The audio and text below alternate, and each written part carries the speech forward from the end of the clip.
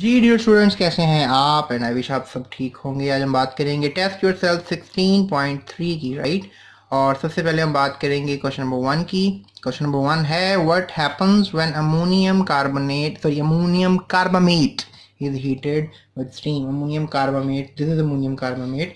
इसको जब हीट किया जाएगा स्टीम के साथ तो क्या रिजल्ट आएगा? That is something like urea and water vapours will go out. It dehydrates, यानी ये अमोनियम कार्बोनेट जो है, इसमें जो पानी है वो निकल जाएगा बाहर और ये अमोनिया बन जाएगा, सॉरी यूरिया बन जाएगा। So that is a plus point. उसके बाद चलते हैं क्वेश्चन नंबर 2 की तरफ। How many stages are involve in the formation of urea? Urea के बनने में कितनी स्टेजेस हैं? So there are 3 stages guys.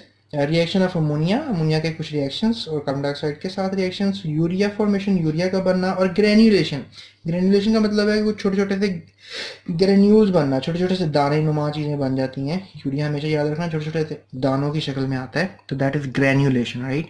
उसके बाद नेक्स्ट क्वेश्चन पूछा जा रहा है what is the percentage of nitrogen in urea. ये आपको बोर्ड में एमसीक्यू भी आ सकता है। That is 46.6%। लिहाजा जो परसेंटेज है यूरिया की, that is 46.6%। So very easy, test yourself. I hope you have enjoyed this video. अभी इस चैनल की डिस्क्रिप्शन में जाकर आप तमाम वीडियोस देख सकते हैं। चैनल को भी सब्सक्राइब कर लें क्योंकि बहुत सी इंफॉर्मेटिव वीडियोस आप तक आती रहेंगी, स्पेशली मैट्रिक और इंटर को लेकर।